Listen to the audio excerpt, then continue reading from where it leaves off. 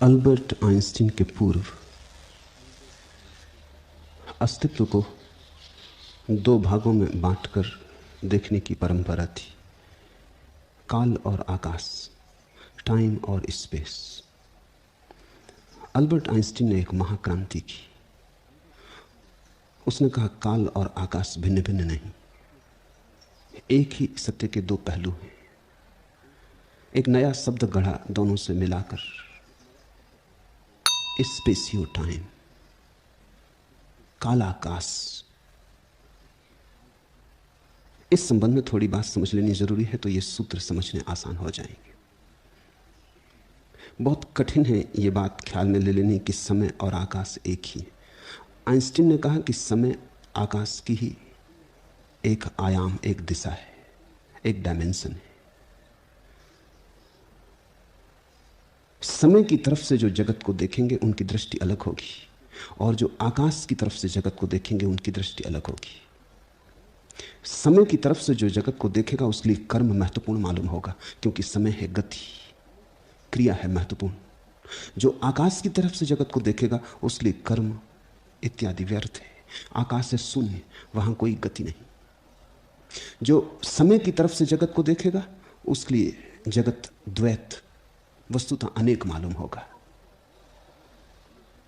मैं हूं, कल नहीं था, कल फिर नहीं हो जाऊंगा। मेरे मरने से तुम न मरोगे, न मेरे जन्म से तुम्हारा जन्म होगा। निश्चित ही मैं अलग, तुम अलग, वृक्ष अलग, पहाड़ पर्वत अलग, सब अलग अलग। समय में प्रत्येक चीज परिभाषित है, भिन्न भिन्न है।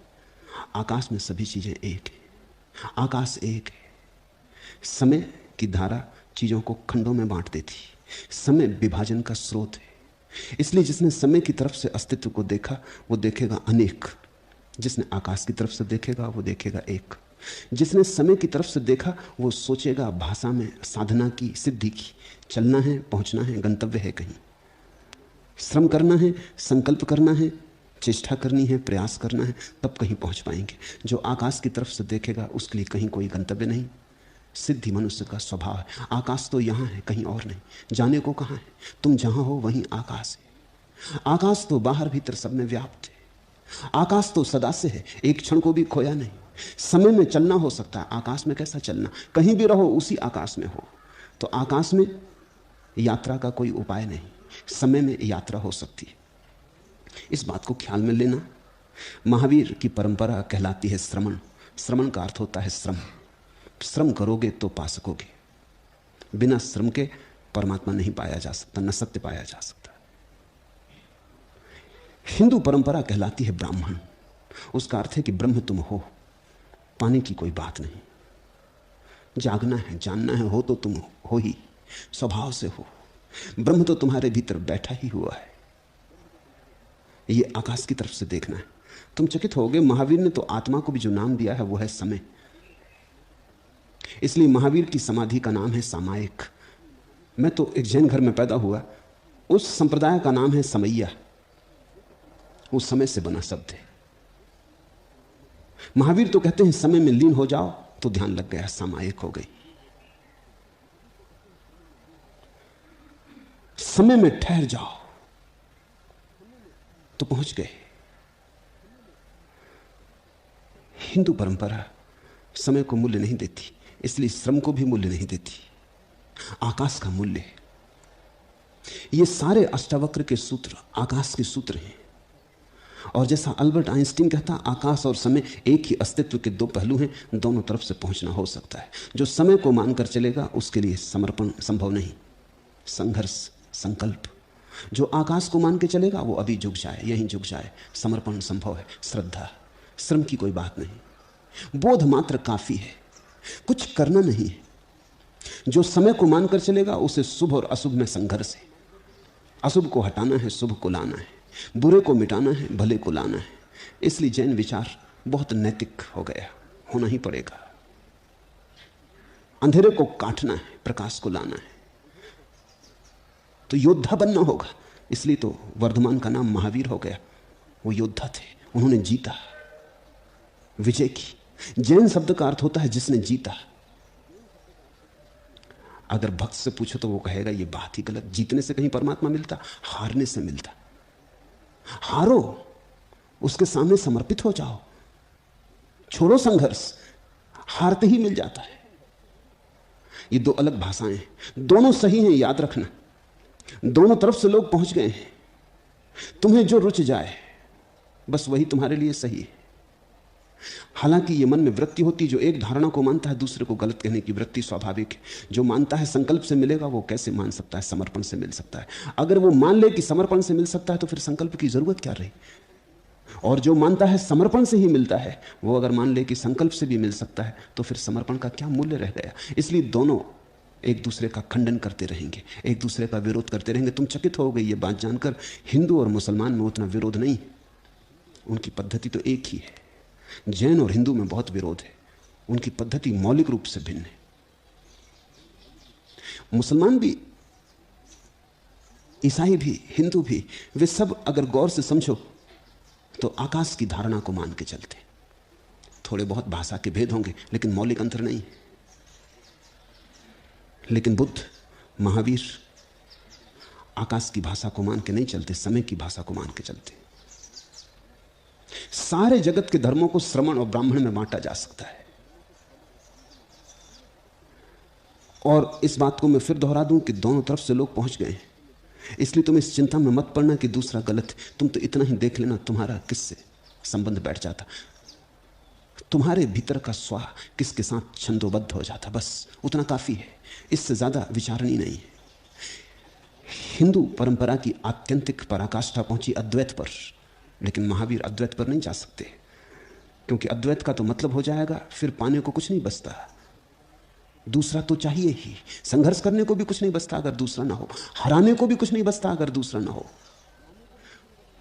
योद्धा के लिए अकेले होने में क्या प्रयोजन रह जाएगा? लिए तलवार कमरे में नाच रहे, कूद रहे, युद्ध नहीं रह जाएगा, नाच हो जाएगा। योद्धा को तो दूसरा चाहिए जिसकी चुनौती में जूझ सके। तो महावीर कहते हैं संसार अलग, परमात्मा अलग, और दोनों में संघर्ष है, चेतना और पदार्थ में संघर्ष है। इसलिए महावीर अद्वैतवादी नहीं है, द्वैतवादी है। जीव और चेतना एक लोक, पदार्थ जड़ अलग दूसरा लोक, और दोनों में कभी कोई मिलना नहीं होता, दोनों भिन्न है। महावीर की ये धारणाएं तुम्हें अष्टावक्र को समझने में सहयोगी हो सकती। इनकी पृष्ठभूमि में अष्टावक्र साफ हो सकेंगे। अष्टावक्र की धारणा है अद्वैत की एक ही है, आकाश जैसा, उसी का सब खेल है, वही एक अनेक अनेक रूपों में प्रकट हो रहा है, वही तुम्हारे भीतर सदा से मौजूद है। तुम झपकी ले रहे हो, सो रहे हो, एक बात, आंख खोलते ही तुम उसे पालोगे। उसके पाने में और तुम्हारी स्थिति में इंच भर का फासला नहीं है जिससे यात्रा करनी हो। ऐसा ही समझो कि सूरज निकला है, तुम आंख बंद किए बैठे, रोशनी चारों तरफ झल रही, लेकिन तुम अंधेरे में हो। तुमने पलक खोली, रोशनी से भर गए, कहीं जाना न था, रोशनी पलक पर ही विराजी थी, तुम्हारे पलक पर ही दस्तक दे रही थी। पलक खुली कि सब खुल गया, प्रकाश ही प्रकाश हो गया। सहज है सत्य की उपलब्धि। और समाधि श्रम साध्य नहीं, समाधि समर्पण साध्य है, श्रद्धा से है। महावीर और बुद्ध में तुम्हें बहुत तर्क मिलेगा, बारीक तर्क मिलेगा। महावीर में ऐसी कोई धारणा नहीं है जो तर्क से सिद्ध न होती हो। महावीर कोई ऐसी बात नहीं कहते जिसे तार्किक रूप से प्रमाणित न किया जा सके। इसलिए महावीर परमात्मा की बात ही नहीं करते, न बुद्ध करते। बुद्ध तो और एक कदम आगे गए, वो तो आत्मा की बात भी नहीं करते, क्योंकि उसे भी तर्क से सिद्ध करने का कोई उपाय नहीं। पश्चिम के एक बहुत बड़े विचारक लुडविग विटगेंस्टीन ने इस सदी की एक बड़ी महत्वपूर्ण किताब लिखी है।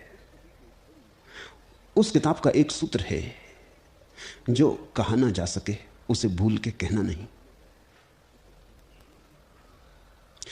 जो वाणी में ना आ सके उसे लाने की कोशिश भी मत करना, अन्यथा अन्याय होता है, अत्याचार होता है।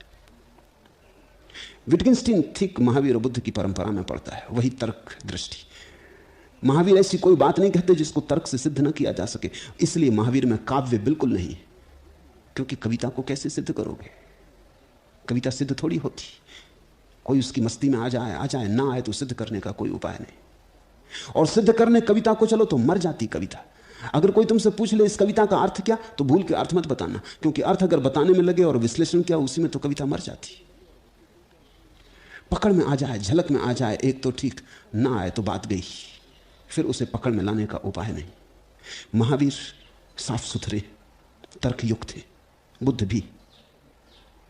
श्रद्धा की कोई बात नहीं, मानने का कोई सवाल नहीं है, जो भी है वो जाना जा सकता है। इसलिए बुद्धि की, मेधा की पूरी चेष्टा आवश्यक है। ब्राह्मण विचार में बुद्धि की चेष्टा ही बाधा है। तुम जब तक बुद्धि से चेष्टा करते रहोगे तब तक तुम्हारी चेष्टा ही तुम्हारा कारागृह बनी रहेगी, क्योंकि कुछ है जो बुद्धि से जाना जा सकता है, कुछ है जो बुद्धि से जाना नहीं जा सकता, क्योंकि कुछ बुद्धि के आगे है और कुछ बुद्धि के पीछे। एक बात तो तय है कि तुम बुद्धि के पीछे हो, तुम बुद्धि के आगे नहीं हो। तुम्हारे ही पीछे खड़े होने के कारण तो बुद्धि चलती, तो तुम्हें तो बुद्धि नहीं समझ सकती, पीछे लौट के तुम्हें कैसे समझेगी? तुम्हारे सहारे ही समझती, तो तुम्हारे बिना तो चल ही नहीं सकती।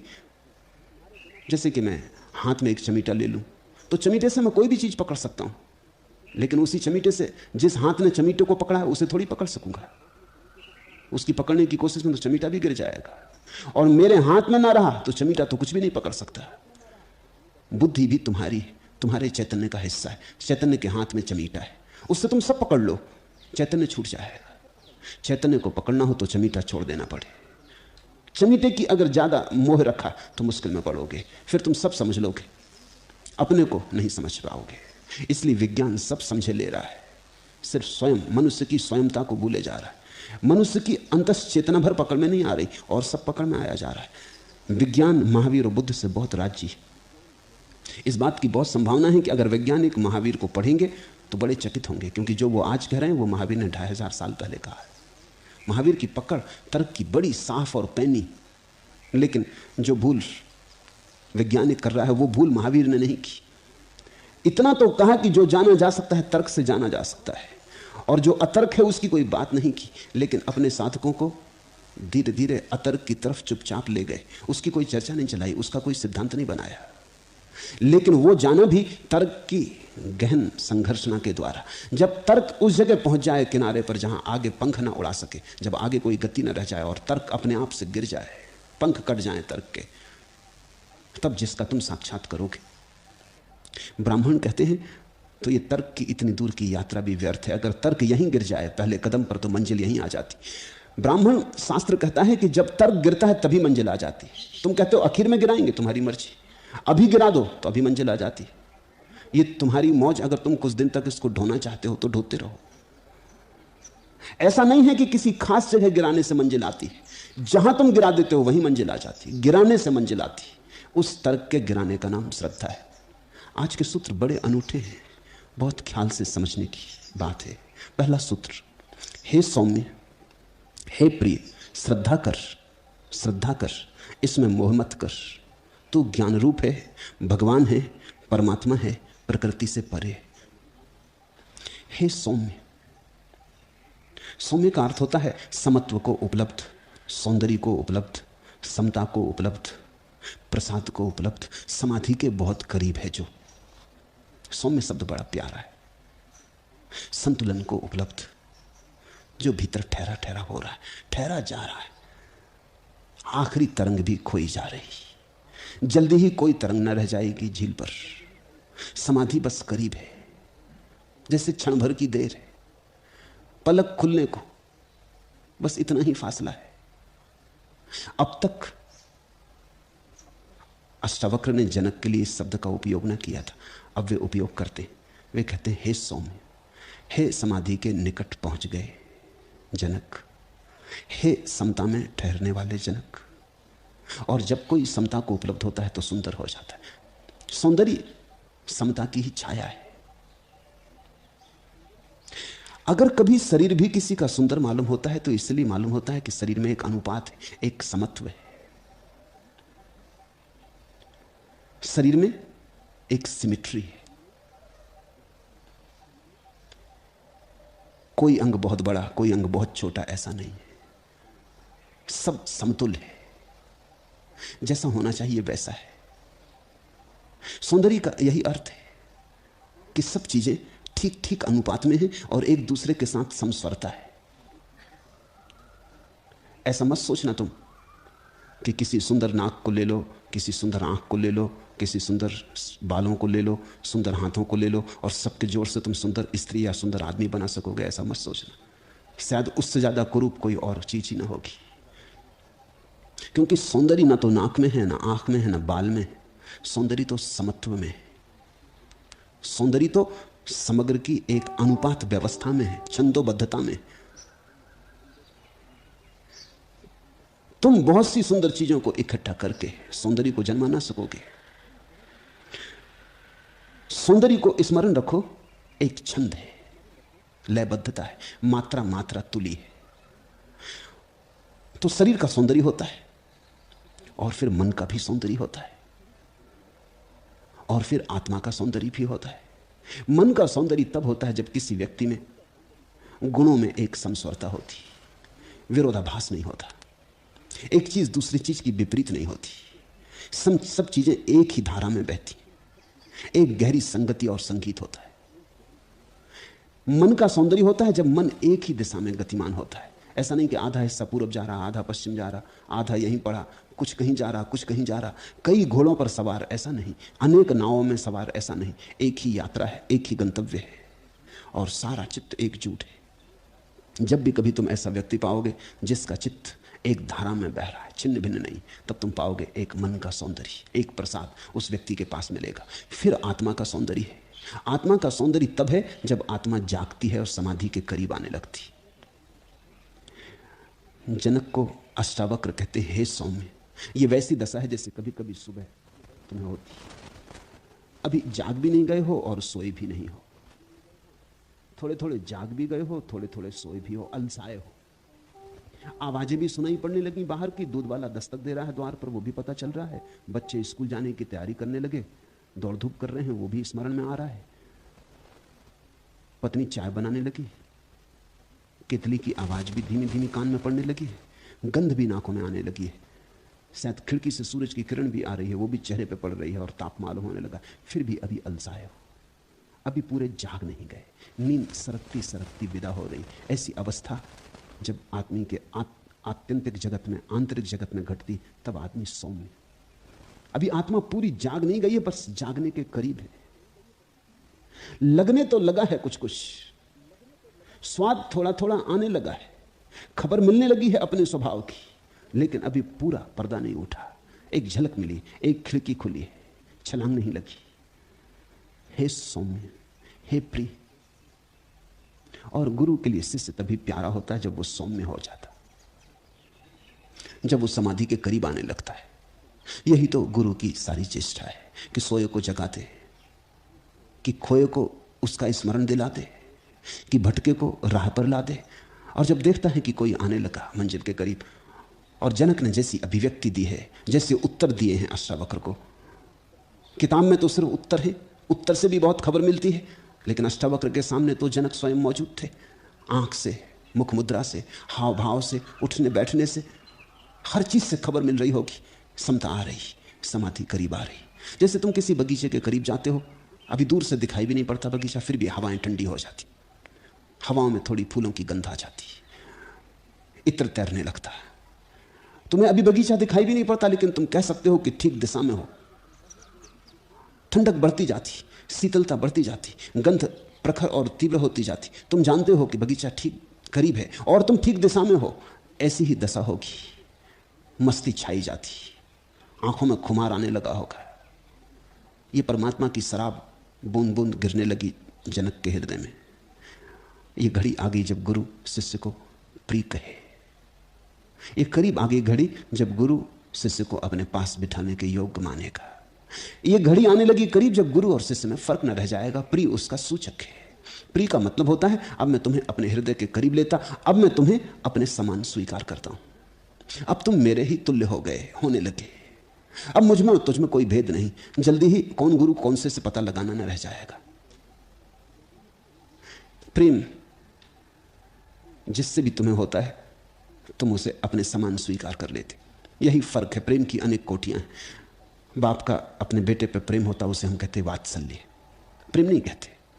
वात्सल्य का अर्थ है बाप बहुत ऊपर, बेटा बहुत नीचे, वहां से उंडेल रहा। बेटा पात्र की तरह बहुत नीचे रखा, बाप के प्रेम की धारा पड़ रही।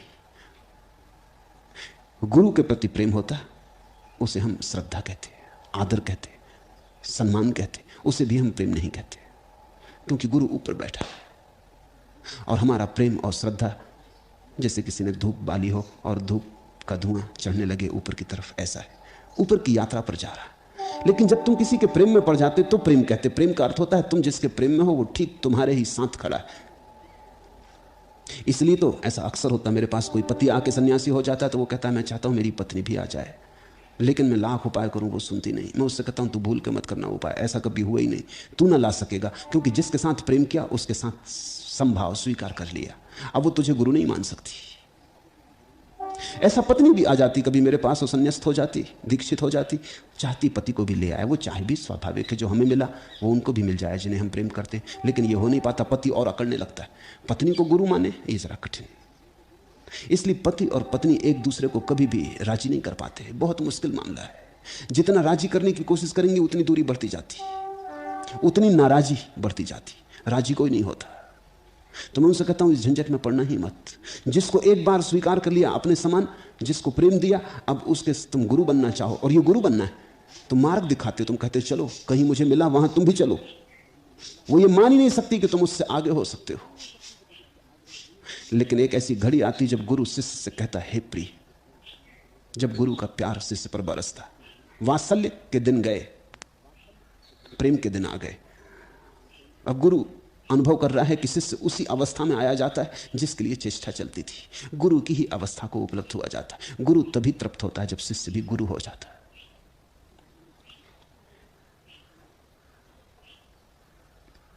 हे प्रिय, श्रद्धा कर, श्रद्धा कर। श्रद्धा का अर्थ समझ लेना। श्रद्धा का अर्थ विश्वास नहीं है, बिलीफ नहीं, क्योंकि जिस श्रद्धा का अर्थ विश्वास होता है वो तो श्रद्धा ही नहीं। विश्वास का अर्थ होता है किसी धारणा में, किसी सिद्धांत में, किसी शास्त्र में भरोसा। श्रद्धा का अर्थ होता है स्वभाव में, सत्य में, सिद्धांत में नहीं, जीवन में, अस्तित्व में। और यह घड़ी है जब जनक जागने के करीब हो रहे हैं। अगर जरा भी संदेह पैदा हो जाए तो नींद फिर लग जाएगी।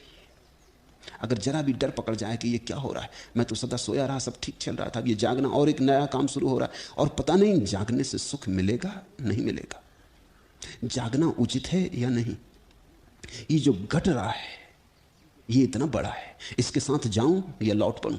वो अपना पुराना पहचाना परिचित लोक ठीक था, ये तो अनजान अपरिचित रास्ता आ गया, कोई नक्शा हाथ नहीं। श्रद्धा का अर्थ होता है जब अज्ञात तुम्हारे द्वार खटखटाए तो साथ चल पड़ना।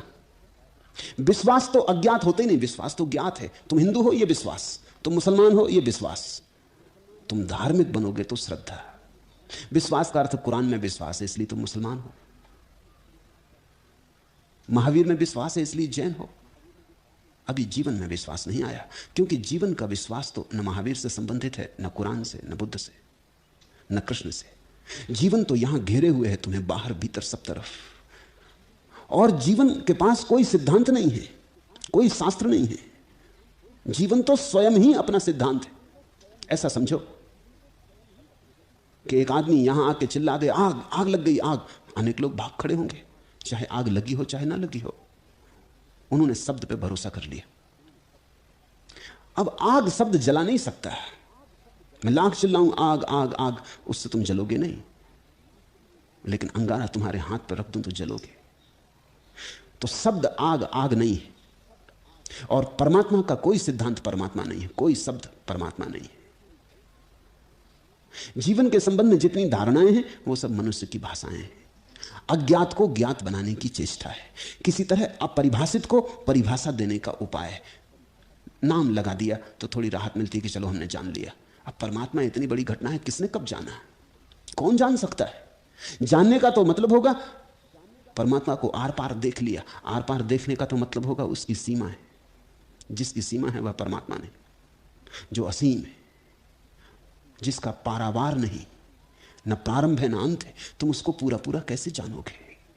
कभी नहीं जानोगे। उसका रहस्य तो रहस्य ही रहेगा। विज्ञान कहता है हम दो शब्द मानते हैं, ज्ञात और अज्ञात, नोन और अननोन। विज्ञान कहता है ज्ञात वह है जो हमने जान लिया और अज्ञात वह है जो हम जान लेंगे। धर्म कहता है हम तीन शब्द मानते हैं, ज्ञात, अज्ञात और अज्ञेय। ज्ञात वह जो हमने जान लिया, अज्ञात वह हम जो जान लेंगे, अज्ञेय वह जो हम कभी नहीं जान पाएंगे। परमात्मा अज्ञेय है। उस अज्ञेय में श्रद्धा। सभी जानने पर समाप्त नहीं हो जाता, इस भाव का नाम श्रद्धा है। जो जान लिया वह तो क्षुद्र हो गया, जो अनजाना रह गया है वही विराट है। इस बात का नाम श्रद्धा है। अब तक श्रद्धा की बात नहीं उठाई थी अष्टावक्र ने, आज अचानक श्रद्धा की बात आ गई और एक बार नहीं दो बार दोहराते हैं, कहते हैं श्रद्धा कर, श्रद्धा कर। जब कोई छलांग लगाने को हो रहा है तो अतीत पकड़ता है, पूरा रोकता है। अतीत का बड़ा बल है। जन्मों जन्मों तक तुम जिसके साथ जिए हो उस आदत का बड़ा बल है। वो आदत खींचती है जंजीर की तरह। वो कहती कहां जाते, किस अनजान रास्ते पे जाते, भटक जाओगे, जाने परिचित में चलो, ऐसे रास्ते से मत उतरो। ये जो राजमार्ग है इस पर ही चलो। सभी इस पर चलते रहे हैं। हिंदू हो तो हिंदू रहो, मुसलमान हो तो मुसलमान रहो, कुरान पढ़ते रहे तो कुरान पढ़ते रहो, गीता दोहराते रहे तो गीता दोहराते रहो। ये परिचित है। ये तुम कहां उतर जाते हो? जीवन, जीवन बहुत बड़ा है। अस्तित्व, अस्तित्व विराट है। तुम बहुत छोटे हो, बूंद की तरह खो जाओगे सागर में, पता भी ना चलेगा, लौट भी ना सकोगे। फिर संभल जाओ। अतीत पूरे जोर से खींचता। इस घड़ी को सामने खड़ा देखकर अष्टावक्र कहने लगे श्रद्धत्व स्व, श्रद्धा कर, श्रद्धा कर। तात श्रद्धत्व स्व नात्र मोहम कुरुस्व भो।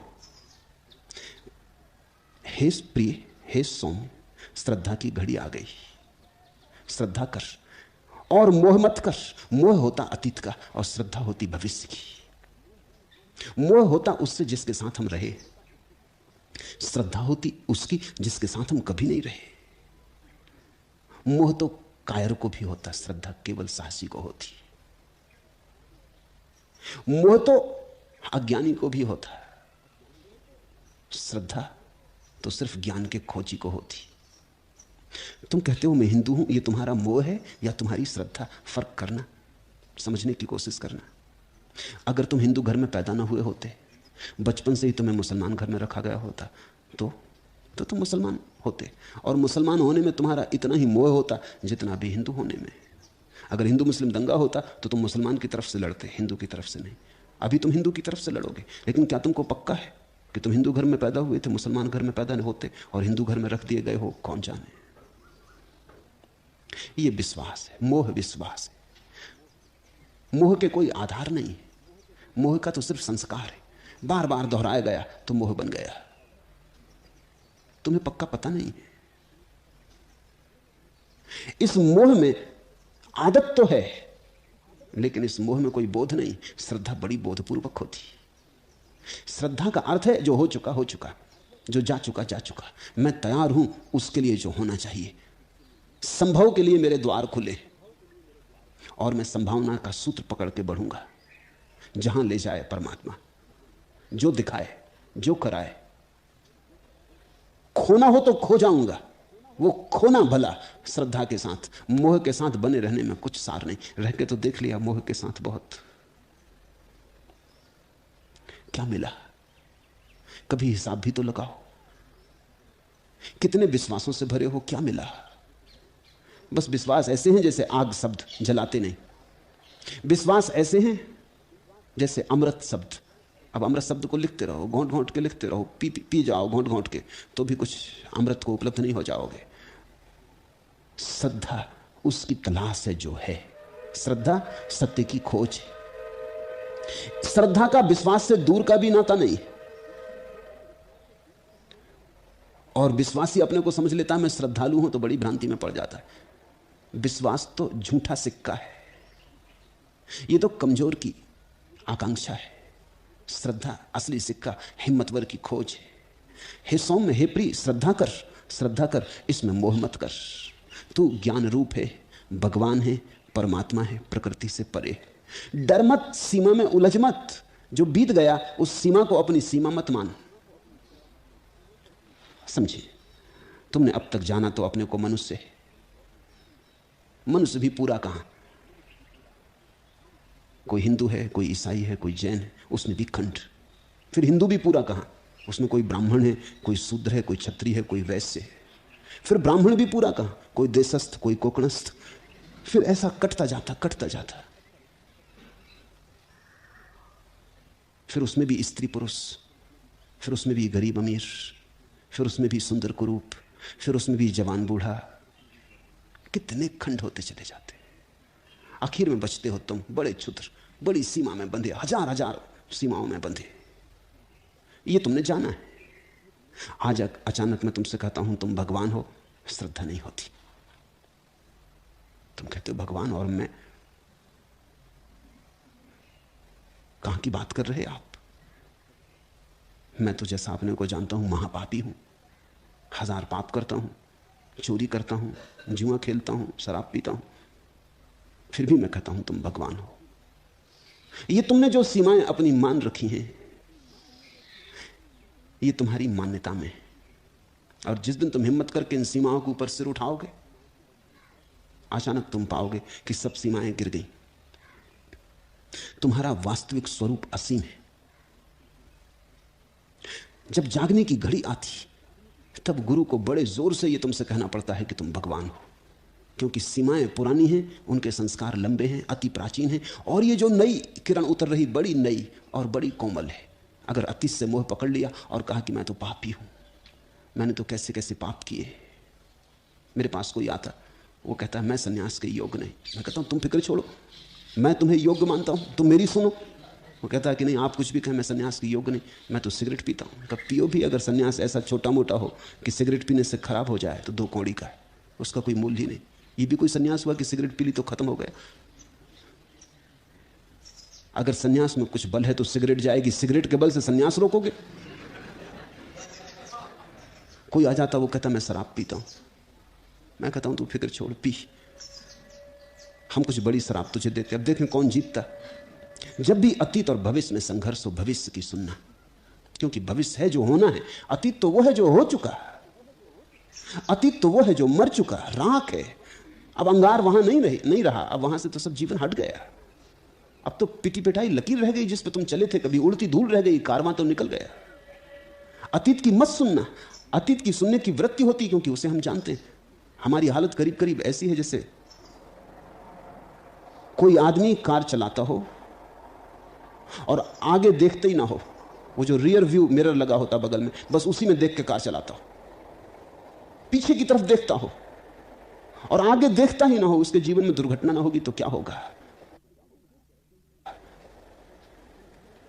हम जीवन को ऐसे ही चला रहे हैं, पीछे की तरफ जा रहे हैं, देखते हैं, और आगे की तरफ जा रहे हैं। देख सकते हो पीछे की तरफ, जाना तो आगे की तरफ ही पड़ेगा। तो अगर आंखें पीछे लगी रही और जाना आगे हुआ, दुर्घटना ना होगी तो क्या होगा। ये तो अंधी हो गई यात्रा। जहां जा रहे हो वहीं देखो भी, इसका नाम श्रद्धा। भविष्य में जा रहे हो, भविष्य अनजाना, अपरिचित, उस पर श्रद्धा रखो। अगर डमाडोल हुए, घबराए, तो तुम मोह से भर जाओगे। जेल खाने से अगर 20 वर्ष के बाद कोई कैदी छूटता तो अपनी हथकड़ियों की तरफ भी मोह से देखने लगता है। 20 साल कोई छोटा वक्त नहीं होता। फ्रांस में क्रांति हुई तो फ्रांस का जो सबसे बड़ा किला था बेस्तिले का, वो तोड़ दिया क्रांतिकारियों ने। वहां आजन्म कैदी ही रहते थे। कोई 50 साल से कैद था, एक तो ऐसा कैदी था जो 70 साल से कैद था। 70 साल तक हथकड़ियां, बेड़ियां। और बेस्तिले में जो कैदी भर्ती होते थे उनकी हथकड़ियों में ताला नहीं होता था, क्योंकि वो तो आजन्म कैदी थे। वो तो हथकड़ी बंद कर दी जाती थी, बेड़ी जोड़ दी जाती थी। वो तो मरेंगे तभी पैर काट के निकलते थे, हाथ काट के निकलते थे, जिंदा में तो उनको छूटना नहीं। 70 साल तक जो आदमी बेड़ी हथकड़ियों में बंधा हुआ एक काली कोठरी में पड़ा रहा है जहां सूरज की रोशनी नहीं आई, उसको तुम सोचो, अचानक तुम छोड़ दो। क्रांतिकारियों ने तो सोचा हम बड़ी कृपा कर रहे हैं, उन्होंने बेस्तिले का किला तोड़ दिया और सारे कैदियों को, कोई 3-4 हजार कैदी थे, सबको मुक्त कर दिया। वो तो समझे कि हम बड़े मुक्तिवाहक होकर आए, कल्याण करने आए, कैदी हमसे प्रसन्न होंगे। लेकिन कैदी प्रसन्न ना हुए और कैदियों ने कहा हमें ये पसंद नहीं, हम बिल्कुल ठीक है, हम जैसे ही ठीक है। लेकिन क्रांतिकारी तो जिद्दी होते हैं, तो सुनते नहीं कि तुम्हें क्रांति करवानी कि नहीं करवानी। उन्होंने तो जबरदस्ती हथकड़ियां तोड़वा के बाहर निकाल दिया। रात चकित हुए, आधी रात होते होते आधे कैदी वापस लौट आए और उन्होंने कहा हमें नींद भी नहीं आ सकती बिना हमारी हथकड़ियों के। 50 साल, 60 साल, 70 साल हथकड़ियां पैर में रहीं, हाथ में हथकड़ियां रहीं, बेड़ियां पैर में रहीं, तो ही हम सो पाए। अब तो हमें नींद भी नहीं आ सकती। वो वजन चाहिए, उस वजन के बिना नींद नहीं आती। उस वजन के बिना हम नंगे नंगे मालूम होते, कुछ खाली खाली मालूम होते। और अब जाएं कहां? बाहर बहुत डर लगता है, आंखें अंधेरे की आदी हो गई, रोशनी घबराती। वेस्टले की कथा बड़ी महत्वपूर्ण है, ये वास्तविक घटना है। और वेस्टले के कैदी तो 70 साल 50 साल ही रहे थे। मनुष्य की कैद तो बड़ी प्राचीन है, सनातन है। जन्मों जन्मों से हम सीमा में रहे। कभी वृक्ष की सीमा थी, कभी जानवर की सीमा थी, कभी पक्षी की सीमा थी, अब आदमी की सीमा है। हम सीमा में ही रहे हैं अनंत अनंत काल से। हम वेस्टले में कैद हैं अनंत अनंत काल से। आज अचानक जब घड़ी आएगी मुक्ति की और कोई अष्टावक्र हमें मुक्त करने आ जाएगा, तो स्वाभाविक है कि हमारा मोह प्रबल हो उठे। हमारी पुरानी आदत कहे ये क्या करते हो, नहीं रुक जाओ, अज्ञात में मत रखो चरण, अंधेरे में मत जाओ, अतीत की रोशनी जरूरी है, परंपरा में जियो। ध्यान रखना, श्रद्धा बड़ी क्रांतिकारी घटना है। आमतौर से लोग उल्टा समझते हैं। आमतौर से लोग समझते हैं जो श्रद्धालु है वो परंपरागत, ट्रेडिशनल, इससे ज्यादा मूढ़तापूर्ण कोई बात नहीं हो सकती। श्रद्धावान व्यक्ति बिल्कुल ही नॉन ट्रेडिशनल होता, उसकी कोई परंपरा हो ही नहीं सकती। श्रद्धा की और परंपरा, परंपरा तो होती अतीत की, अतीत का होता विश्वास। श्रद्धा तो होती भविष्य की, उसकी परंपरा कहां? परंपरा तो होती भीड़ की, समाज की, श्रद्धा तो होती व्यक्ति की, अकेले की। हे सौम्य, हे प्रिय, श्रद्धा कर, श्रद्धा कर, इसमें मोह मत कर। तू ज्ञान रूप है, भगवान है, परमात्मा है, प्रकृति से परे है। ये उद्घोषणाएं बड़ी घबराती, ये हमें बड़ा बेचैन कर देती। किसी को कहो कि तुम भगवान हो तो सोचता है शायद मजाक तो नहीं कर रहे, कोई व्यंग तो नहीं किया जा रहा। तुम्हारे धर्म गुरुओं ने तो तुम्हें सिखाया तुम पापी हो, तुम्हारे धर्म गुरु ने तो सिखाया कि तुम नारकी हो, तुम्हारे धर्म गुरु ने तुम्हें सिखाया कि तुम मनुष्य होने के भी काबिल नहीं हो, तुम तो पशुओं से गए बीते हो। लेकिन जिसने तुम्हें ऐसा सिखाया, धर्मगुरु तो दूर, उसे धर्म का कोई भी पता नहीं। वो तुम्हारी सीमाओं को मजबूत कर रहा है, वो तुम्हारी जंजीरों को मजबूत कर रहा है, वो तुम्हारे कारागृह को मजबूत कर रहा है, वो तुम्हें मुक्त ना होने देगा। वास्तविक धर्मगुरु तुमसे कहता है कि तुम मुक्त हो, मुक्ति तुम्हारा स्वभाव है। तात, हे सौम्य, भो, हे प्रिय, श्रद्धा कर, श्रद्धा कर, अत्र मोहम न कुरुष। जरा भी मोह में मत पड़ना। अब पढ़ने का भाव उठेगा, पढ़ना मत, सजग रहना। भगवान शब्द बड़ा महत्वपूर्ण है। इसका अर्थ होता है भाग्यवान, इसका अर्थ होता है भाग्यशाली। तुम भगवान हो, इसका अर्थ तुम भाग्यशाली हो। भाग्य का अर्थ होता है तुम्हारा भविष्य। भाग्य का अर्थ होता है तुम वहीं समाप्त नहीं जहां तुम हो, तुम्हारा भविष्य है। एक पत्थर है, एक कंकड़ है, उसका कोई भविष्य नहीं। कंकड़ भगवान नहीं, वो कंकड़ ही रहेगा। उसी के पास एक बीज पड़ा है, बीज भगवान है, उसका भविष्य। कंकड़ को, बीज को, दोनों को मिट्टी में डाल दो, थोड़े दिन बाद कंकड़ तो कंकड़ ही रहेगा, बीज उमग आएगा, पौधा बन जाएगा। बीज का भविष्य, जहां भविष्य वहीं भगवान छिपा है। भाग्य का अर्थ होता है तुम भविष्य के मालिक हो। अतीत पर तुम समाप्त नहीं हो गए हो, जो हुआ है उस पर तुम चुक नहीं गए हो, अभी बहुत कुछ होने को है। यह मतलब होता है भगवान का। भगवान का अर्थ होता है समाप्त मत समझ लेना, पूर्ण विराम नहीं आ गया है, अभी कथा आगे जारी रहेगी। सच तो यह है कि कथा कभी समाप्त नहीं होगी। भगवान का अर्थ है तुम कुछ भी हो जाओ, सदा होने को शेष रहेगा, संभावना बनी ही रहेगी, बीज फूटता ही रहेगा, वृक्ष बड़ा होता ही रहेगा, फूल लगते ही रहेंगे, फूल पर फूल, फूल पर फूल लगते रहेंगे, कमल पर कमल खिलते चले जाएंगे, जिनका कोई अंत नहीं। अंतहीन है तुम्हारी संभावना, तुम्हारा भविष्य विस्तीर्ण है। भगवान शब्द का अर्थ समझो। ईसाइयों और मुसलमानों के कारण भगवान शब्द का अर्थ बड़ा ओछा हो गया। उसका अर्थ हो गया जिसने दुनिया को बनाया। निश्चित ही जनक ने दुनिया को नहीं बनाया है, तो अष्टावक्र का भगवान का यह अर्थ तो हो ही नहीं सकता कि जिसने दुनिया को बनाया। भारत में भगवान के बड़े अनूठे अर्थ थे। उस शब्द की महिमा को समझो। उसका अर्थ होता है जिसे चुकाया ना जा सके, जिसकी संभावना को परिपूर्ण रूप से कभी वास्तविक ना बनाया जा सके। क्योंकि जिस दिन संभावना पूरी की पूरी चुक गई उस दिन बीज कंकड़ हो गया, फिर इसके बाद कुछ नहीं हो सकता। जिसमें विकास और विकास सदा संभव है वही भगवान। तू भाग्यवान है, भविष्य है तेरा, विकास है तेरा, संभावना है तुझमें छिपी। तू बीज है, कंकड़ नहीं। एक और शब्द है ईश्वर, वो शब्द भी बड़ा अद्भुत है। अंग्रेजी के शब्द गॉड में वो मजा नहीं है, वो खूबी नहीं है जो ईश्वर में या भगवान में। अंग्रेजी का शब्द गॉड बहुत गरीब है। ईश्वर का अर्थ होता है ऐश्वर्य है जिसका, आनंद है जिसका, सच्चिदानंद की संपदा है जिसकी। ऐश्वर्य से बनता ईश्वर, जो महा ऐश्वर्य को लिए छिपा बैठा है तुम्हारे भीतर कि प्रकट होगा तो उसके साम्राज्य की कोई सीमा ना होगी। उसका साम्राज्य विराट है। ऐसे तुम ईश्वर हो। ऐश्वर्य तुम्हारा स्वभाव है। भिखारी तुम बन गए, ये तुम्हारी भूल है। ऐश्वर्य तुम्हारा स्वभाव है। भिखमंगे तुम बन गए हो क्योंकि अतीत से तुमने संबंध जोड़ लिया। भगवान तुम हो जाओगे अगर भविष्य से संबंध जोड़ लो। सतत गतिमान, सतत प्रवाहमान जो है वही भगवान है। अगर तुम बढ़ रहे हो तो भगवान है, अगर रुक गए तो तुम पत्थर हो गए।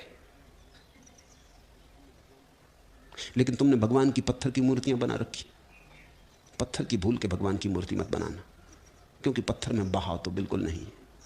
हिंदू बेहतर थे, नदी को पूज लेते थे, सूरज को पूज लेते थे, उसमें कहीं ज्यादा भगवत्ता है।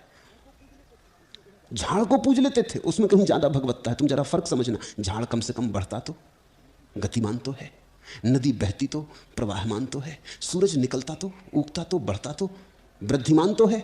तुमने बना ली संगमरमर की मूर्ति, वो मुर्दा है, उसमें कहीं कोई गति नहीं। तुमने कंकड़ों की मूर्तियां बना ली, बीज की मूर्ति बनानी थी। जब पश्चिम से पहली दफा लोग आए और उन्होंने हिंदुओं को देखा कि वृक्षों की पूजा कर रहे हैं, उन्होंने कहा अरे बड़े अविकसित, असभ्य। उन्हें समझ में नहीं आ सका। हिंदुओं को समझने के लिए बड़ी गहराई चाहिए, क्योंकि हिंदू हजारों साल से जीवन की आत्यंतिक गहराई में डुबकी लगाते रहे। मैं एक ट्रेन में सवार था। प्रयाग के पास से जब ट्रेन गंगा के ऊपर से गुजरने लगी तो ग्रामीण जो डब्बे में बैठे थे पैसे फेंकने लगे। एक पढ़े लिखे सज्जन बैठे थे। पीछे पता चला कि बनारस हिंदू विश्वविद्यालय में प्रोफेसर है। मुझसे बोले कि क्या गंवारपन है, ये मूढ़ गंगा में पैसे फेंक रहे हैं, इससे क्या सार है। मैंने उनसे कहा ऊपर से तो दिखता कि ये मूढ़ हैं, और शायद ये मूढ़ हैं भी और इनको कुछ पता भी नहीं है गंगा में पैसा फेंकना। लेकिन थोड़ा गहरे झांकने की, थोड़ी सहानुभूति से झांकने की कोशिश करो। गंगा प्रवाहमान है, बहती हिमालय से महासागर तक, कहीं रुकती नहीं, कहीं ठहरती नहीं। हिंदुओं ने अपने सारे तीर्थ गंगा के किनारे बनाए या नदियों के किनारे बनाए। वो प्रवाह के प्रतीक है, वो जीवंतता के प्रतीक है। ये जो गंगा में पैसा फेंक रहे हैं, फेंकने वाला ठीक कर रहा है ये मैं नहीं कह रहा, लेकिन इसमें भीतर कहीं कुछ राज तो छिपा है। इसे चाहे भूल भी गया हो, लेकिन जिसने पहली दफा गंगा में पैसा फेंका होगा वो ये कह रहा है कि मेरा सब धन तुच्छ है तेरे प्रवाह के सामने, इसका मूल्य तो समझो। मेरा धन तो मुर्दा है, तेरा धन ज्यादा बड़ा है। मैं अपने धन को तेरे धन के सामने झुकाता हूं, मैं अपने धन को तेरे चरणों में रखता हूं। वृक्ष की पूजा में कहीं ज्यादा भगवत्ता का लक्षण है। ईसाई पूछते हैं क्रॉस को, मरी हुई चीज को, वो बढ़ती नहीं। इससे तो बेहतर वृक्ष कम से कम बढ़ता तो, नए पात तो लगेंगे, नए फूल तो खिलेंगे, वृक्ष का कोई भविष्य तो है। और वृक्ष का कुछ ऐश्वर्य भी है। जब फूल खिलते हैं वृक्ष में तो देखा, जीसस ने अपने शिष्यों से कहा कि देखो खेत में खिले लिली के फूलों को। सोलोमन, सम्राट सोलोमन अपनी परिपूर्ण गरिमा में भी इतना सुंदर न था।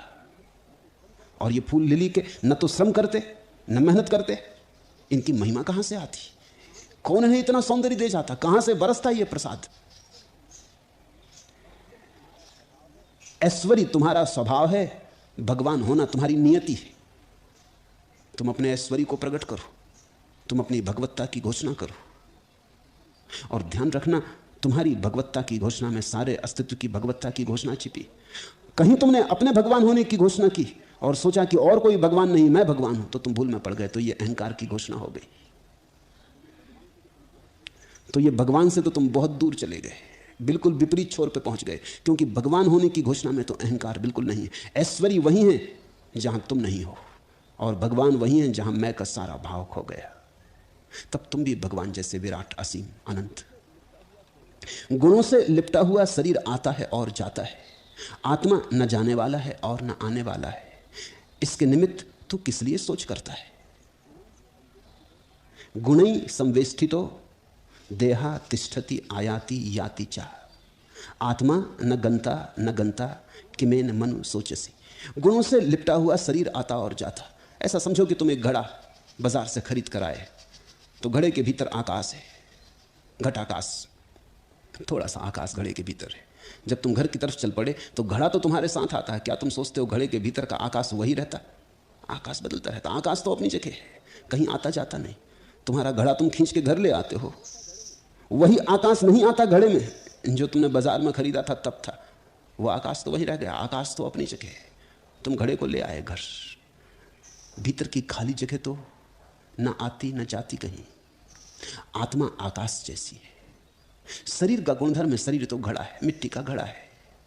तुम गए, तुम चले, शरीर चलता, तुम्हारी आत्मा नहीं चलती। ऐसा ही समझो, मुल्ला नसरुद्दीन एक ट्रेन में सवार था और तेजी से डब्बे में चल रहा था।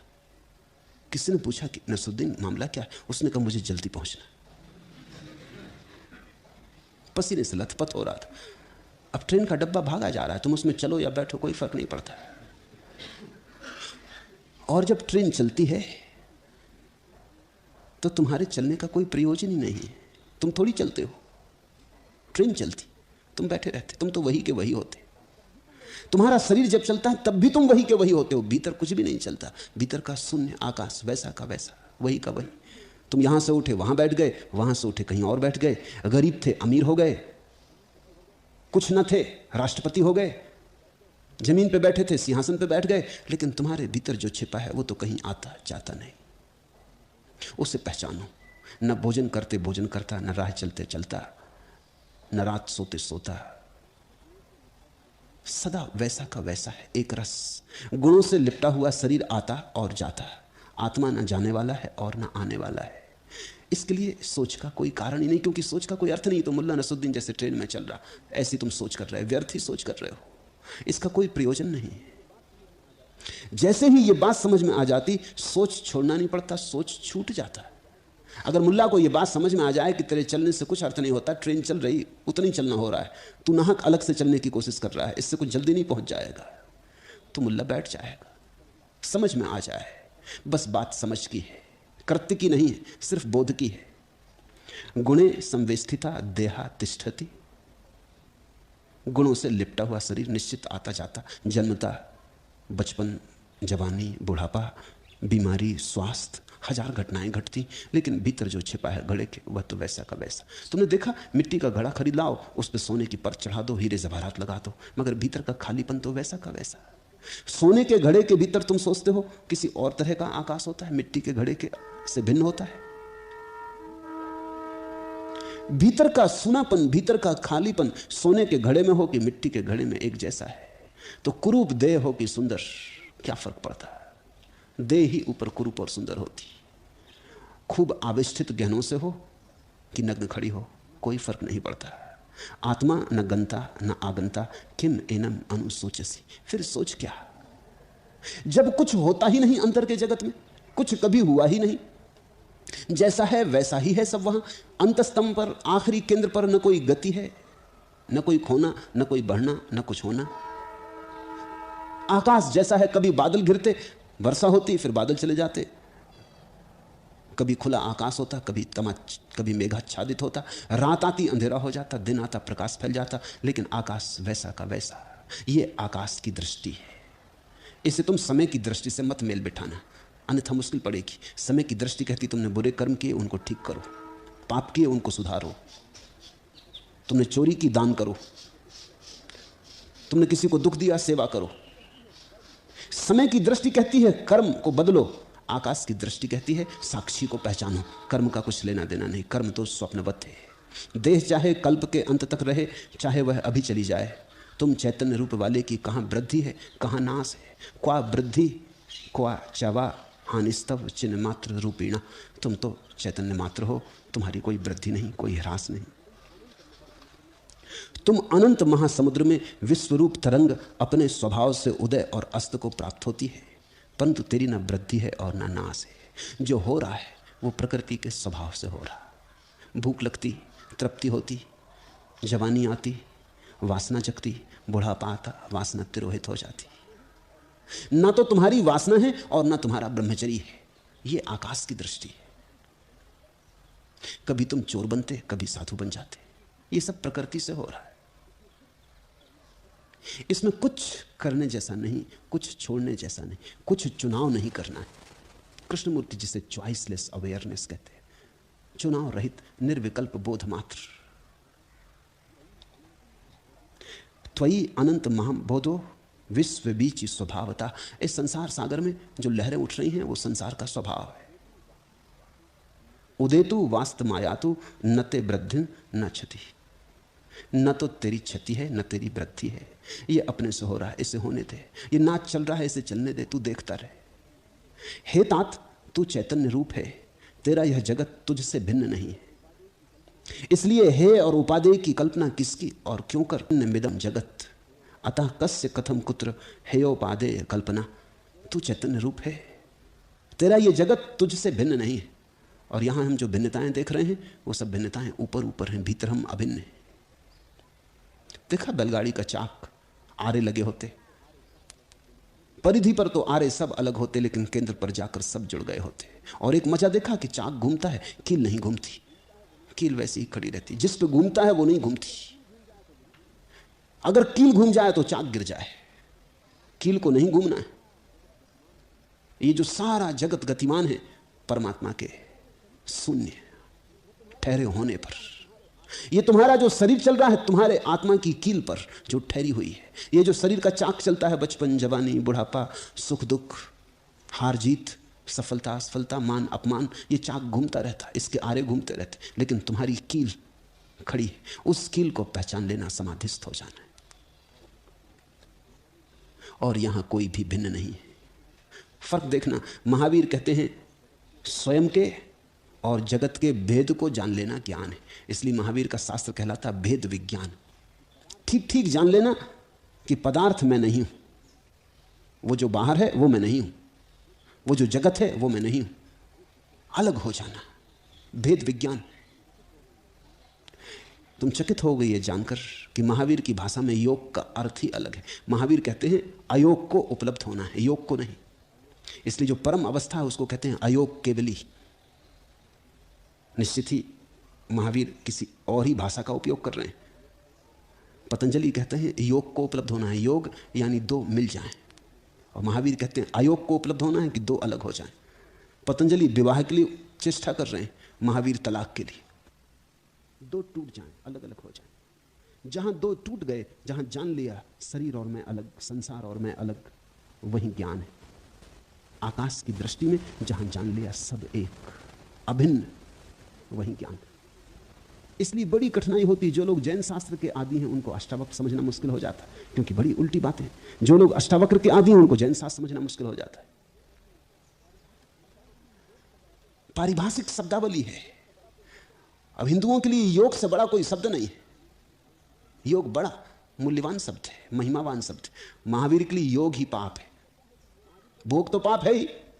महावीर तो कहते हैं भोग ही इसलिए चल रहा है कि योग है, तुम जुड़े हो इसलिए भोग चल रहा है। जोड़ को तोड़ दो, वो जो आइडेंटिटी है, जोड़ है, उसको तोड़ दो, उखाड़ दो, अलग हो जाओ, बिल्कुल अलग हो जाओ। हिंदू कहते हैं तुम अलग हो, यही तुम्हारा अहंकार है, तुम जुड़ जाओ, तुम इस विराट के साथ एक हो जाओ, जरा भी भेद ना रह जाए, भेद मात्र खो जाए, अभेद हो जाए। हे तात, तू चैतन्य रूप है, तेरा ये जगत तुझसे भिन्न नहीं। इसलिए है और उपादेय की कल्पना किसकी, क्यों कर और कहां। सुनना इस क्रांतिकारी वचन को। अष्टावक्र कहते हैं फिर क्या बुरा और क्या भला है, क्या उपादेय क्या, अच्छा क्या, शुभ क्या, अशुभ क्या। जो हो रहा है हो रहा है, जो हो रहा है जैसा हो रहा है वैसा ही होगा, होने दो। न कुछ अच्छा है न कुछ बुरा है, जो हो रहा है स्वाभाविक है। अगर ऐसी बात ख्याल में आ जाए तो परम शांति उदय हो जाएगी। नहीं तो दो तरह की अशांतियां हैं। एक असाधु की अशांति, वो सोचता है साधु कैसे बने, वो चेष्टा में लगा है, हार हार जाता है, बार बार आत्मविश्वास खो देता है, बार बार फिर डुबकी लग जाती है अंधेरे में, फिर तड़फता है, पछताता है, सोचता है कैसे साधु बनूं। एक साधु है, वो साधु बन गया लेकिन भीतर भाव चलता रहता कि पता नहीं असाधु मजा लूट रहे हैं। मैंने न मालूम कितने साधुओं से मुलाकात की होगी, न मालूम कितने साधुओं को मिला हूं, सदा ये पाया कि उनके भीतर कहीं ना कहीं भीतर ये भाव बना है, कहीं ऐसा तो नहीं है कि हम मूर्ख बन गए हों, अपने हाथ से छोड़ बैठे, दूसरे मजा कर रहे हैं। एक जैन साधु हैं कनक विजय, एक बार मेरे घर मेहमान हुए। 2-4 दिन जब उन्होंने मुझे समझ लिया और लगा कि मेरे मन में कोई है उपादेय नहीं है, तो उन्होंने कहा आपसे एक बात कह दूं, किसी और से तो कह ही नहीं सकता, क्योंकि और तो दूसरे तत्क्षण पकड़ लेंगे कि ये साधु। और ऐसी बात आपसे कह दूं कि मैं 9 साल का था तब मैं साधु हुआ। मेरे पिता साधु हुए, मां मर गई। अक्सर तो ऐसे साधु होते लोग, पत्नी मर गई तो पिता सन्यासी हो गए, और एक ही बेटा था घर में। वो क्या करे, 9 साल का बच्चा, तो उसको भी सिर मुड़ लिया, उसको भी सन्यासी कर दिया। अब 9 वर्ष का बच्चा सन्यासी हो जाए तो अड़चन तो आने वाली है। वो भी जैन सन्यासी, तो वो हो तो गए हैं 60 साल के, लेकिन उनकी बुद्धि 9 साल पे अटकी ही रहेगी, क्योंकि जीवन का मौका नहीं मिला, जीवन को जानने का अवसर नहीं मिला, भोग की पीड़ा झेलने की सुविधा नहीं मिली। वो झेलना जरूरी है। बुरा करने का अवसर नहीं मिला तो बुरा अटका रह गया है, वो चुभता है, पता नहीं दूसरे लोग मजा लूट रहे हैं। 9 साल का बच्चा, तुम थोड़ा सोचो, दूसरे बच्चे आइसक्रीम खा रहे हैं और 9 साल का सन्यासी चला जा रहा है, वो आइसक्रीम नहीं खा सकता।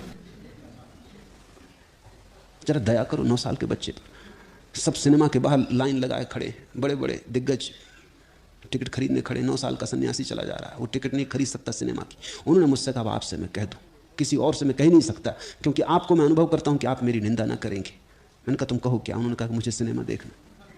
पागल हो गए, अब 60 साल की उम्र में सिनेमा? कहने लगे बस मेरे मन में ये रहता है कि पता नहीं भीतर क्या होता है। इतने लोग जब देखते हैं और लाइनें लगी हैं और लोग लड़ाई झगड़ा करते हैं, मारपीट हो जाती टिकट के लिए, तो भीतर क्या है? कभी सिनेमा देखा नहीं, स्वाभाविक जिज्ञासा। तुम्हें हंसी आती क्योंकि तुमने देखा है, इसलिए तुम्हें कुछ अड़चन नहीं मालूम होती कि इसमें मामला क्या है। लेकिन तुम जरा उस आदमी की सोचो, उसकी तरफ से सोचो। मुझे बात समझ में आई, मैंने कहा ठीक है। मेरे पास एक जैन श्रावक आते थे, मैंने उनसे कहा कि देखें इनको सिनेमा दिखा दें, बेचारे बुढ़ापे में यही भाव लेके मरे तो अगले जन्म में सिनेमा में चौकीदारी करेंगे। इनको बचा लें, इनको उबार लें। वो तो जैन थे, वो तो घबरा गए। उन्होंने कहा कि आप मुझे फंसाएंगे, अगर समाज को पता चल गया कि मैं इनको ले गया हूं सिनेमा तो मैं तक झंझट में पड़ूंगा। आप कहते हैं मेरी बात समझ में आ गई, मैं आपको सुनता हूं इसलिए समझ में भी आता, मगर मैं नहीं ले जा सकता। इनका कोई तो ले जाए इनको किसी तरह, तो इनको दिखा ही दो, इनको समझो। उन्होंने कहा मेरी समझ में आती है। फिर मैंने कहा कुछ उपाय करो। उन्होंने कहा फिर एक ही कर सकते, तो जो कंटोनमेंट एरिया है वहाँ अंग्रेजी फिल्में चलती हैं, वहाँ कोई जैन वगैरह रहते नहीं और जाते भी नहीं, वहाँ इनको दिखा सकता हूँ, मगर अंग्रेजी इनकी समझ में नहीं आती। मैंने उनसे पूछा कि कनक विजय जी क्या विचार? उन्होंने कहा कुछ भी हो, अंग्रेजी हो कि चीनी हो कि जापानी, मुझे दिखा दो। कनक विजय अभी जिंदा हैं, उनसे आप पूछ ले सकते। उनको ले गए, वो दिखा लाए, वो दिखा के आए, बहुत हल्के होके आए। वो कहने लगे एक बोझ उतर गया, कुछ भी नहीं है वहाँ, लेकिन अभी तक मैं एक बोझ से दबा था। जीवन अनुभोगा बीत जाए तो बहुत सब कचरा कूड़ा इकट्ठा हो जाता। मैं ये नहीं कह रहा हूं कि भोग से ही तुम मुक्त हो जाओगे, अगर भोगे भी सोए सोए तो कभी मुक्त ना हो गए। ऐसे लोग जो 60 साल से निरंतर सिनेमा देख रहे हैं फिर भी जा रहे हैं। तो ये नहीं कह रहा हूं कि जिन्होंने देख लिया वो मुक्त हो गए। जिन्होंने देख लिया वो मुक्त हो सकते हैं अगर थोड़ी भी समझ हो। जिन्होंने नहीं देखा उनकी तो बड़ी अड़चन है, समझ भी हो तो भी मुक्त होना कठिन है, क्योंकि जो जाने नहीं उससे मुक्त कैसे हो, उससे उठे कैसे, उसका अतिक्रमण कैसे हो। अष्टावक्र कहते हैं ना कुछ बुरा है ना कुछ भला है, जो होता हो उसे हो जाने देना। इसके लिए बड़ी हिम्मत चाहिए, इसलिए अपूर्व साहस चाहिए। जो होता हो जाने देना, मत रोकना, मत जीवन की धारा के विपरीत लड़ना, बह जाना धारा में। जो होता हो जाने देना। क्या है खोने को यहां, क्या है पाने को यहां?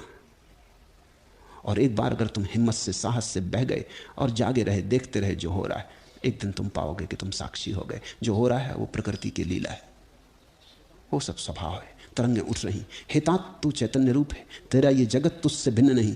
इसलिए हे और उपादेय की कल्पना किसकी क्यों कर और कहां?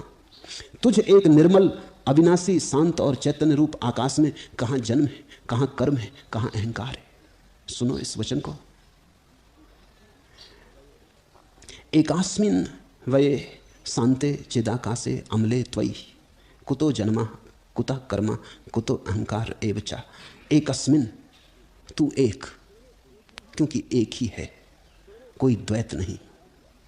तेरे एक में ही सब समाया हुआ है और तू सब में समाया हुआ है। अमले, और तू कभी भी मल को उपलब्ध नहीं हुआ, कभी तू दोषी नहीं हुआ, कभी तुझसे कुछ पाप नहीं हुआ, क्योंकि पाप हो नहीं सकता, क्योंकि तू करता नहीं है, तू केवल साक्षी है। तू तो दर्पण की तरह है। इसके सामने किसी ने किसी की हत्या कर दी तो दर्पण थोड़ी पापी होता है। दर्पण को थोड़ी अदालत में ले जाओगे कि इसके सामने हत्या हुई, कि ये दर्पण भी पापी हो गया, कि ये दर्पण भी दूषित हो गया। जो हुआ है वो प्रकृति में हुआ है। हत्या हुई, साधु बने असाधु बने, वो सब शरीर की प्रकृति है। और तुम्हारे भीतर जो चैतन्य का दर्पण है, अमले, उसका कोई मल नहीं है, निर्मल है, अव्यय, अविनाशी है, शांते, शांत है, चिदाकाशे, चैतन्य रूप आकाश है, चिदाकाशे। ये पूरी की पूरी ब्राह्मण धारा का सार भाव है। चिदाकाशे। जन्म कुतः, कहां तो तेरा जन्म हो नहीं सकता। शरीर ही जन्मता है और शरीर ही मरता है, तू तो न जन्मता और न मरता। कर्म कुतः, और कर्म भी तुझसे नहीं हो सकता। तो कैसा अच्छा कर्म, कैसा बुरा कर्म, कैसा दुष्कर्म, कर्म तुझसे हो नहीं सकता। चाहे एव अहंकार कुतः, और अहंकार भी कैसा, मैं हूं यह भाव तभी हो सकता है जब तू हो। जब दो नहीं है तो कैसा अहंकार। तू एक निर्मल अविनाशी शांत चैतन्य रूप आकाश है। कहां जन्म, कहां कर्म, कहां अहंकार। ऐसा जानकर, ऐसा बोध को जगाकर, ऐसी श्रद्धा में डूबकर समाधि उपलब्ध होती। समाधि का अर्थ है समाधान। समाधि का अर्थ है गई समस्याएं, खुल गया रहस्य।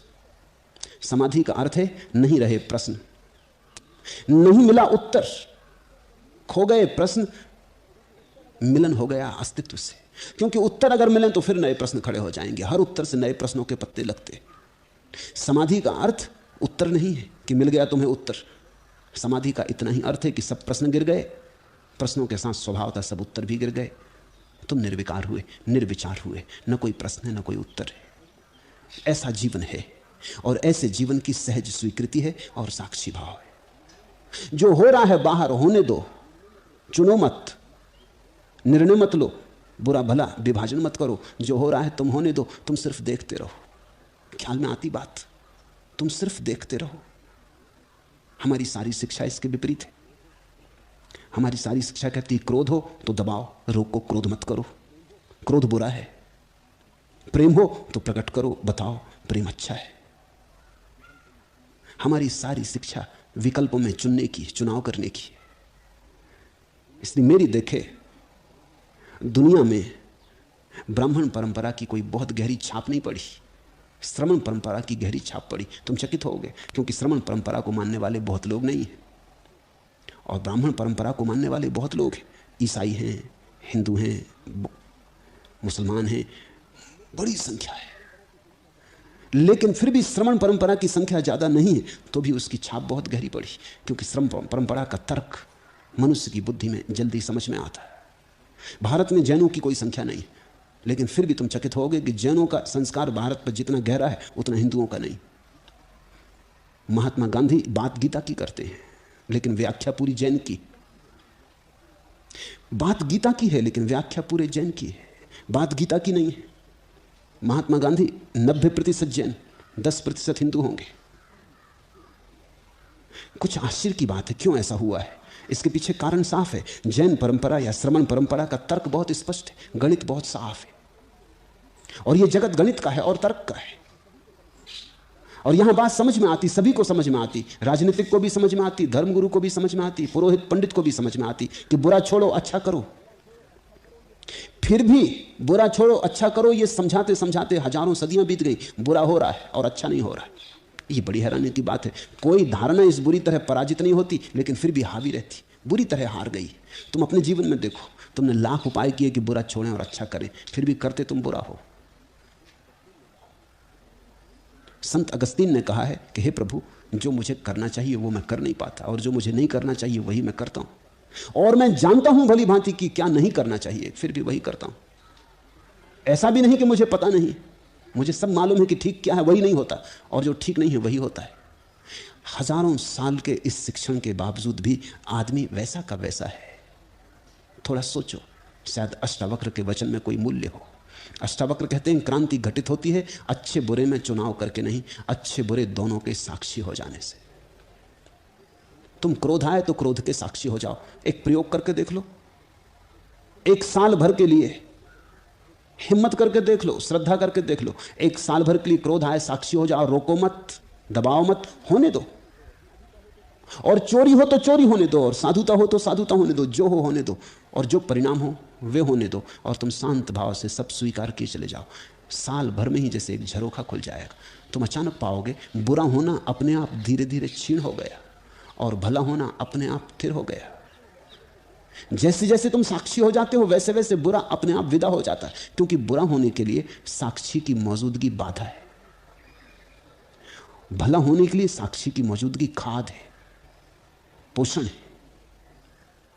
तो ये मैं तुमसे आखिरी विरोधाभास कहूं, तुम अच्छा करना चाहते हो नहीं हो पाता, तुम बुरे से छूटना चाहते हो नहीं छूट पाते, क्योंकि तुम्हारी धारणा यह है कि तुम करता हो, वहीं धारणा में भूल हो रही है। साक्षी की धारणा कहती है ना तो तुम छोड़ो ना तुम पकड़ो, तुम सिर्फ जागे हुए देखते रहो। और एक अद्भुत अनुभव आता है कि जागते जागते बुरा छूटने लगता है और भला होने लगता है। मेरी तो परिभाषा यही है, साक्षी भाव से जो हो वही शुभ, और साक्षी भाव में जो न हो वही अशुभ। ऐसा ही समझो कि अगर तुम मुझसे पूछो कि अंधेरा क्या है, तो मैं कहूंगा दिया जलाने पे जो ना बचे वो अंधेरा, और दिया न जलाने पे जो बचे वो अंधेरा। दिया के जलते ही अंधेरा खो जाता है, कर्ता के मिटते ही बुरापन अपने आप खो जाता है। तुम्हारे हटाए ना हटेगा, तुम्हारे हटाने में तो मौलिक भूल मौजूद बनी है। आकाशवत हो जाओ।